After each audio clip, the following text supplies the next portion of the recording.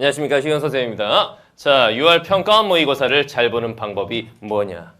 라고 많은 친구들이 물어봤어요.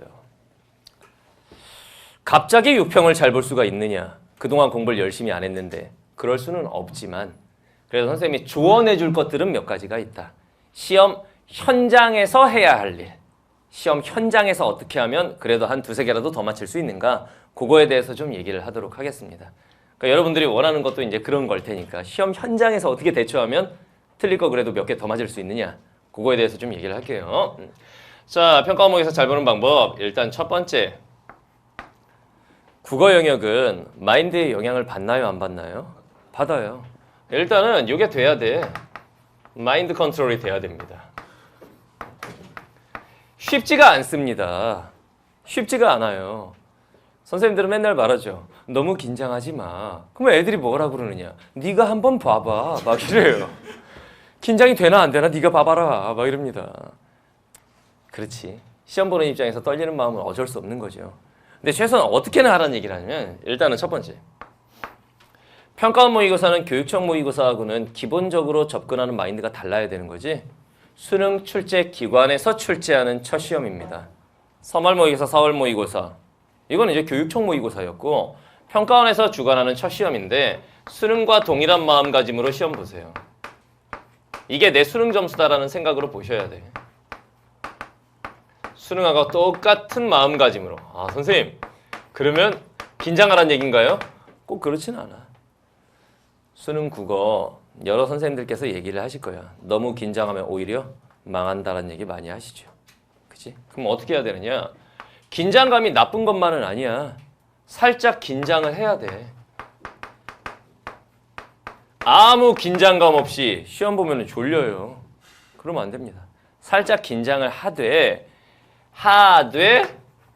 편안한 마음가짐으로. 선생님, 이건 역설법 아닙니까? 살짝 긴장을 하는데 어떻게 마음이 편안합니까? 어떻게 생각하면 마음이 편하냐? 그 얘기를 이어서 해줄게요. 긴장이 되는 거는 어쩔 수가 없어. 그건 호르몬 때문에 그렇게 되는 거겠지. 그죠? 너의 의식으로 호르몬을 통제할 수 있냐? 그럴 수는 없잖아. 살짝 긴장되는 거 그거는 누구나 똑같은 거니까 어쩔 수 없는데 그 긴장된 마음이 너무 오버가 돼버리면 글이 눈에 안 들어옵니다. 읽을 수는 있어. 한글로 돼 있으니까. 국어는 읽을 수는 있다. 근데 이 느낌 알지? 글씨는 읽었으나 머릿속에 내용은 아무것도 남지 않아. 지문은 읽었어. 한글이니까. 문제 풀려고 선택지를 딱 봤는데 이런 말이 있었어? 이렇게 된다고. 그러면 초반부터 시간 소모가 너무 커지겠지. 그러니까 기본적으로 어떻게 생각하면 되냐면은 긴장이 되기는 하겠지만 편안한 마음으로 편안한 마음을 가질 수 있는 방법 아는 것만 다 맞는다. 아는 문제만 다 맞는다. 이 마인드로 시험 보시면 돼요. 이게 제일 중요해.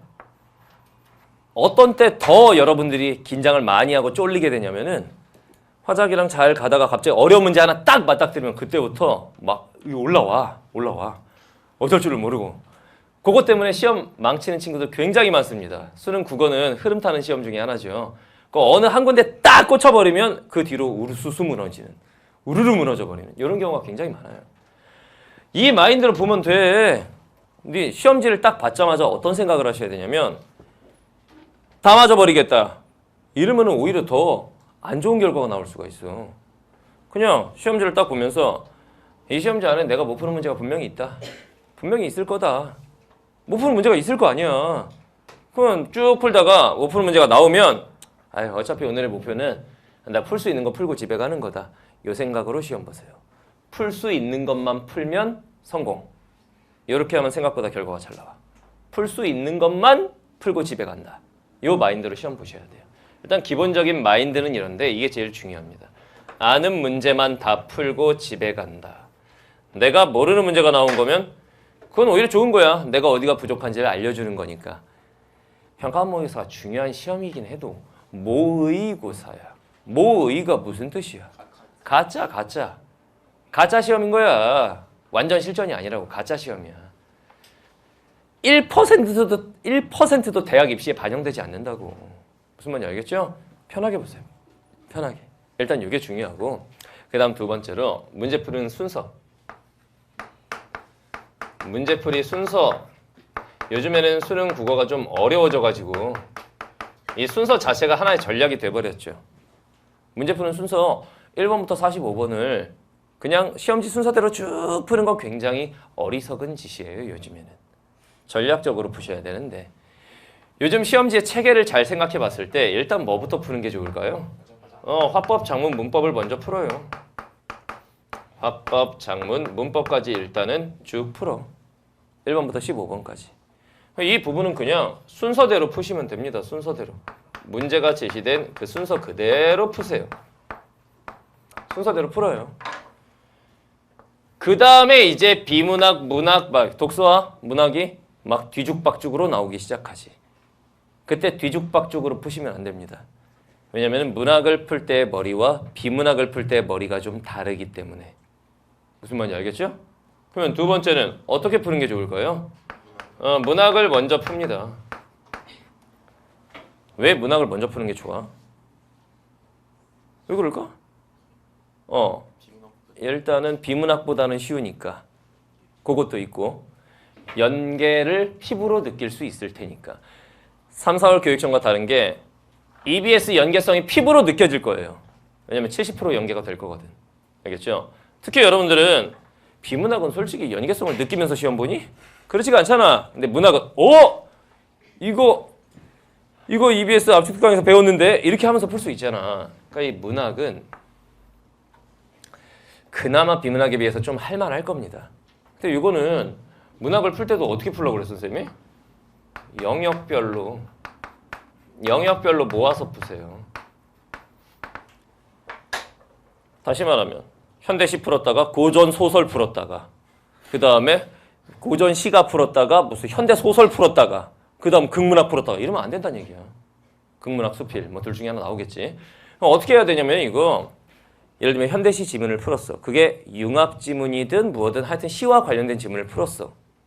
그러면은 고전 시가를 푸세요. 그 다음에 그거 찾는데 1초밖에 안 걸려. 고전 시가 어딨지? 툭툭 여기 있네. 이렇게 되는 거거든. 왜 그렇게 풀어야 되니? 문제 유형이 똑같으니까. 현대시, 고전시가 옛날 말로 써있느냐 지금 말로 써있느냐의 차이인 거지 문제 유형은 크게 다르지 않아. 다 화자에 대해서 물어보고 표현상의 특징 물어보고 보기박스 문제 있고 뭐 주로 이런 문제들이기 때문에 문제 유형이 같아. 근데 시하고 소설은 문제 유형이 달라지잖아. 그러니까 비슷한 애들끼리 묶어서 푸는 게 당연히 효율적이겠죠. 현대소설, 고전소설 여러분들이 문제 유형 비교해봐. 문제 유형은 똑같아. 서술상의 특징 또는 뭐 기억, 미음 각 그 부분의 의미 묻는 거, 보기박스 주는 외적 준거 문제, 인물에 대한 문제. 그러니까 문제 유형은 똑같단 말이야. 알겠죠? 그러니까 영역별로 현대시 풀고 고전시가 풀고 현대소설 풀었으면 고전소설 풀고 이런 식으로 모아서 푸세요. 뭐 수필이 출제된다면 시랑 이렇게 융합 지문으로 출제될 가능성이 높으니까 그냥 시 풀 때 풀어버리고 극문학은 단독으로 나오거나 소설하고 묶여 나오거나 할 텐데 그러면 소설하고 묶여 나오면 그냥 소설 풀 때 풀어버리고 이런 식으로. 알겠죠? 영역별로 모아서 풉니다. 그 다음 세 번째 이제 독서 지문을 풀면 되는데 비문학을 풀면 되는데 비문학은 어떤 순서로 풀어야 되나요? 난이도별로. 선생님 그렇다면 제일 어려운 걸 먼저 풀라고요? 그러다 그 시험 망해요. 난이도별로 가라는 얘기는 쉬운 지문부터 어려운 지문 순서로. 짧은 거부터가 아니야. 짧은데 어려운 지문들이 있어. 짧은 거부터가 아니라 쉬운 거부터 어려운 걸로. 애들이 이런 질문 하더라. 선생님 안 풀어보고 쉬운지 어려운지 어떻게 압니까? 너넨 알아. 첫째 줄만 읽어도 알아. 첫째 줄만 딱 봐도 환율이란 안 해야지 이렇게 되는 거 아니야. 근데 첫째 줄 딱 봤는데 정약용의 사상 이런 거 좀 읽을만 하겠다 뭐 이런 거 아니니. 무슨 말인지 알겠죠? 이과 학생들은 논증이나 철학 지문 같은 거 읽기 싫을 거고 문과 학생들은 과학 지문이나 기술 지문 싫을 거고 문이과 공통으로 경제 지문 싫을 거고 무슨 말인지 알겠죠? 그러니까 어떻게 가냐면은 그냥 지문을 한번 훑어보란 얘기야. 읽는 게 아니고 뭐에 대한 지문인지만 보란 얘기야. 세 지문 나올 거야. 4문제 하나, 5문제 하나, 6문제 하나. 일단 기존의 수능을 보면 그래요. 그럼 지문 3개를 봐 일단. 과학 지문이네. 과학 지문이도 무조건 어려운 건 아니잖아. 대강 이렇게 딱 보니까 아이고 야 물리학이야? 안 되겠다. 그럼 일단 넘어가. 경제 지문이네. 환율? 그래도 얘는 좀 중간은 가겠다. 좀 넘겨봐. 철학 지문이네. 이런 건 좀 할만하던데. 뭐 소크라테스 이런 건 할만해. 그거 먼저 풀고 그 다음 경제 지문, 그 다음 과학 지문. 뭐 이런 식으로 가는 거야. 사람마다 다를 수 있어. 약한 지문 자체가 다르기 때문에 쉽게 느껴지는, 쉽게 보이는 지문 먼저 푸세요. 왜 이렇게 가야 될까? 어려운 지문은 어차피 풀어도 틀려. 그죠? 도저히 못 풀겠는 지문이야. 시간 투자를 많이 했어. 그래갖고 뒷부분을 찍었는데 나중에 채점해 보니까 여기서 시간 다 보냈는데 여기 5개 중에 4개를 틀렸어. 그러면 이거는 안 되는 거 아니냐. 걔 때문에 딴 데도 찍었는데. 무슨 말인지 알겠지? 그러니까 쉬워 보이는 애부터 어려운 지문으로 이렇게 가시는 겁니다. 근데 애들이 또 이런 걸 물어봐. 선생님, 몇 분 걸려야 되나요? 난 그런 질문이 제일 싫어.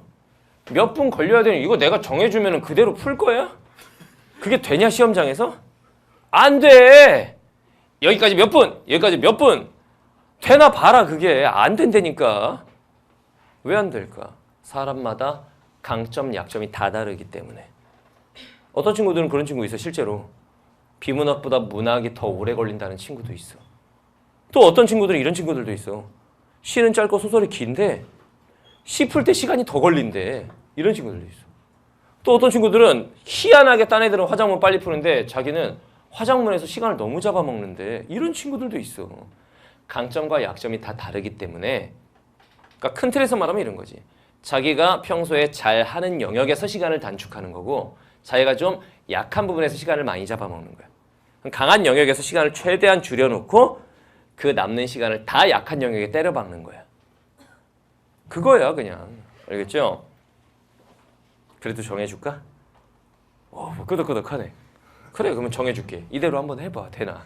자 일단 뭐 약 올리는 건 아닙니다. 한번 이상적인 시간 배분은 이렇게 돼요. 화작문은 18분 안에 풀어주면 됩니다. 화법, 작문, 문법까지 15문제를 한 18분 안에 풀어주면 적당해요. 그다음 문학 파트. 비문학 파트는 3지문이지만 문학 파트는 4지문일 거야. 4지문 이어도 얘를 더 빨리 풀어야 돼. 연계성이 느껴지니까 EBS. 얘는 한 22분 정도? 그럼 여기까지 몇 분 걸렸어 지금? 40분 걸렸네. 몇 분 남았어? 40분 남았죠? 그러면 여기 독서를 한 25분 정도 해요. 세 지문이잖아. 세 지문 25분. 얘는 4지문 22분. 왜? 얘는 연계성이 느껴지니까. 연계 공부를 빠삭하게 한 친구들은 시 같은 경우엔 딱 보자마자 그거는 이거 빠르게 보고 막 문제 풀고 이게 되니까. 그러면 이제 65분 걸렸네. 선생님이 타임어택 강의에서 강조한 게 그거죠. 시간 단축 강의에서 65분 안에 풀어야 1등급이 나올 것이다. 그 다음에 이제 여기서 5분은 뭐 해야 돼? 마킹 하셔야 돼요. 마킹 5분까지는 안 걸리겠지만 밀려 쓰지 않도록 조심하면서 마킹하고. 그럼 10분 남았네? 10분 뭐 해야 돼? 검토하셔야 되죠. 이게 가장 이상적인 시간 배분이긴 합니다. 이대로 되지는 않겠지만. 알겠죠? 이거예요. 이거. 근데 전반적인 틀은 강한 영역에서 시간을 단축하고 내가 약한 영역에서 시간을 많이 쓴다야. 알겠죠? 그렇게 가지고. 자, 그다음 3번째. 위기 대처 방안이 굉장히 중요합니다.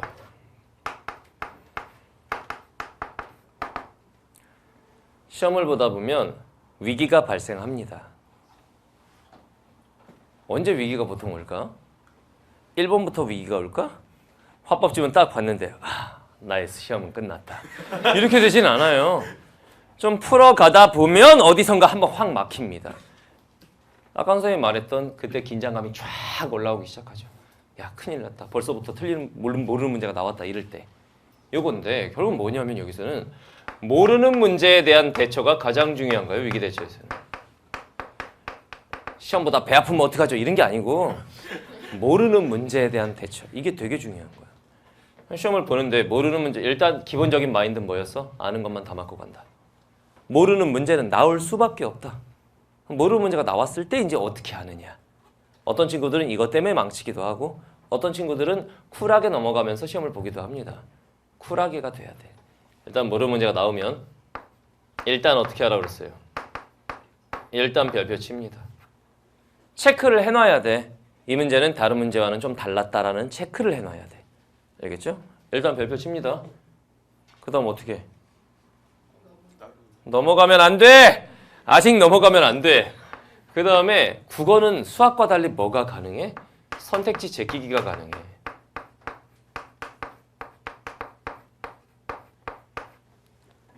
그죠? 수학은 1번, 2번, 5번은 일단 아니고 이게 안 된단 말이야. 내가 풀어갖고 숫자가 딱 나오면 그 숫자가 있어야 그게 답이잖아. 내가 문제를 쎄 빠지게 풀어갖고 답을 딱 냈어. 아, 답은 7이야. 근데 선택지 5개 7은 없어.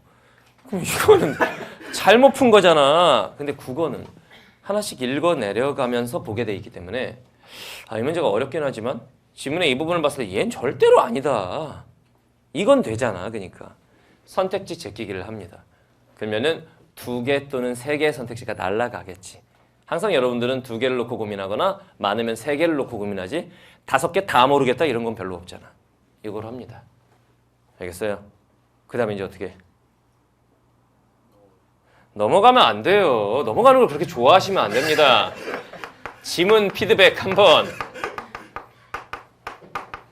지문 피드백 한번 합니다. 한번. 그래서 지문 피드백은 뭘 말하는 거냐면은 남은 선택지 지문에서 찾기야. 선택지 제끼기 했지?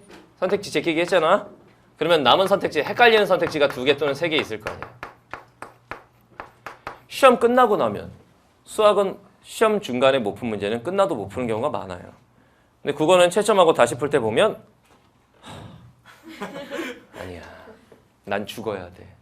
여기 빤히 있는 걸 왜 못 봤지 아까? 이런 경우가 있죠. 이걸 해야 돼. 남은 선택지 그 지문에서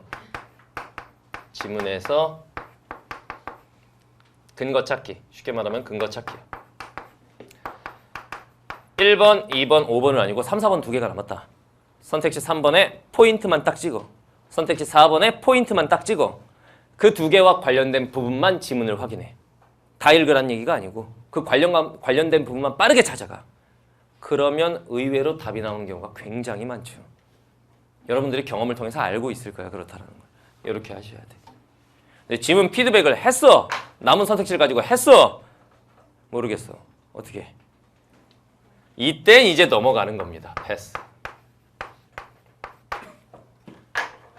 선생님 그러면 얘 어떡합니까? 넘어갔는데 마지막에 시간이 남지 않았다. 그러면 얘는 어떻게 해야 되냐? 찍어야 돼. 근데 냅다 찍는 게 아니지. 3, 4번 남았으니까 둘 중에 하나 찍어야지. 잘만 남겨놨으면 50%의 확률이야. 근데 이런 것 때문에 시간 보내게 되면은 마지막 지문 다 찍어야 되지. 그건 진짜 5개 중에 하나 막 찍어야 되잖아. 명언 한마디 해줄게요. 우리가 찍어야 할 지문은 마지막 지문이 아니라 별표 친 문제야.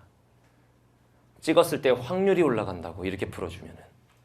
그렇게 하면은 몇 개라도 더 맞을 수 있어. 냅다 찍는 게 아니라 내가 남겨놓은 선택지 중에서 찍으니까. 둘 중에 하나 남겨놨으면 50%, 셋 중에 하나면 33% 이렇게 된단 말이야. 근데 5개 중에 하나 냅다 찍을 때는 그냥 20%밖에 안 되잖아. 무슨 말인지 알겠죠? 이렇게 시험 보시는 거예요. 알겠나요? 이렇게 시험을 보되 가장 기본적인 마인드. 모든 문제의 답은 지문 속에 있다. 이 생각. 항상 시험 볼 때는 모든 문제의 답은 지문 속에 있다. 뭔가 안 풀렸을 때 이건 내가 뭘 몰라서 그럴 거야. 그건 대책이 없어. 모르는 게 갑자기 기억날 리가 없거든. 이거 지문 어딘가에 이와 관련된 근거가 있을 텐데 지금 내가 못 찾고 있는 거야. 이 마인드로 시험을 보도록 하세요. 모든 문제의 답은 지문 속에 있다. 명심하시고. 알겠죠? 여러분들 시험 무사히 잘 치를 수 있도록 선생님도 응원할 테니까 시험 끝나고 나서 우리 해설 강의에서 보도록 합시다. 다들 시험 잘 보세요.